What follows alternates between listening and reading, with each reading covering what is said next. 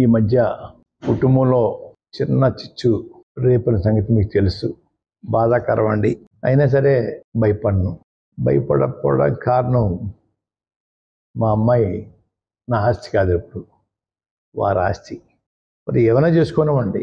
అమ్మాయి వెనకాల ఉన్న పెద్దలందరికీ కూడా ఒక రిక్వెస్ట్ చేస్తా ఉన్నాను.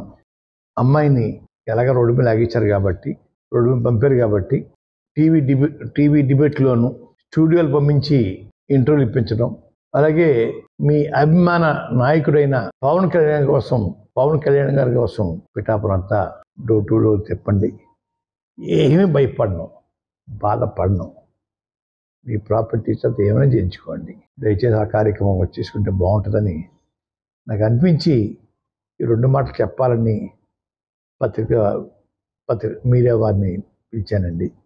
ఒక పక్క పవన్ కళ్యాణ్ గారు అతిగా పెద్ద గౌరవిస్తున్నట్టుగా బయట నటన, లోపల కుళ్ళు కుతంత్రాలతోటి కుటుంబాన్ని విడదీయాలని, కుటుంబాన్ని అప్రదేశ్ పాలు చేయాలని చేస్తున్నది తెలియదు అనుకుంటున్నాడు. పాపం ఆయన పిల్లి పాలు తాగినప్పుడు ఎవరు చూడదనుకుంటారు, అలాగా వీళ్ళు చూడదనుకుంటున్నారు, తెలియదు అనుకుంటున్నారండి.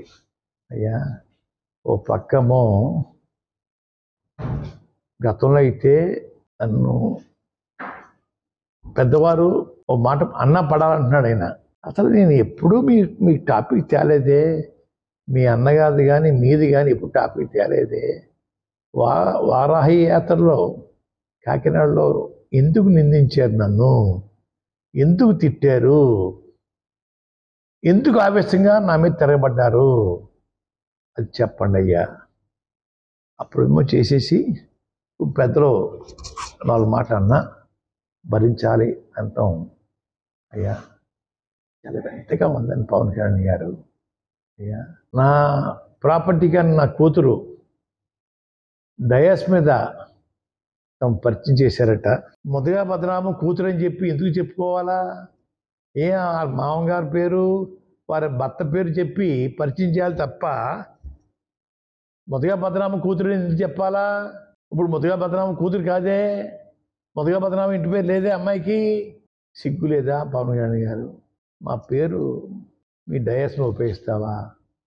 ఇది పద్ధత? నేను ఒకటి అడుగుతాను, ఇంకోటి కొత్త విషయం. మా అమ్మాయిని పరిచయం చేసావు, ఓకే, మీ ఇద్దరు భార్యను కూడా పరిచయం చేయొచ్చు కదా, వదిలేసిన భార్యను పరిచయం చేయొచ్చు కదా, డయాస్ మీద దిగుచ్చి పరిచయం చేయి, 3వ భార్య కూడా దిగుచ్చి పరిచయం చేయి.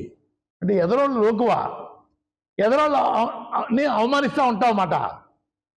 నీ 3 భార్యలు దిగుచ్చి డయాస్ మీద పరిచయం చేయి. ఈవిడ మొదటి భార్య, 2వ భార్య, వారు డైవర్స్ ఇచ్చేసాను, 3వ భార్యతో ఉన్నా నేను, పరిచయం చేయి.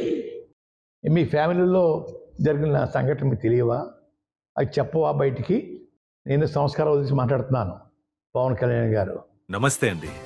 ఇది వ్యాపారం గురించి కాదు, ఓటు గురించి. ఎన్నికల్లో ఓటు వేయడం మన హక్కు మాత్రమే కాదు, కర్తవ్యం. ఎంతో మంది మహా నేతలు శ్రమించి ప్రాణత్యాగం చేసి ఈ అవకాశాన్ని మనకిప్పించారు. అందరూ ఓటు వేద్దాం. ఎందుకంటే ఓటు హక్కు ఊరికే రాదు. నా ఓటు ఎవరికో తెలుసా?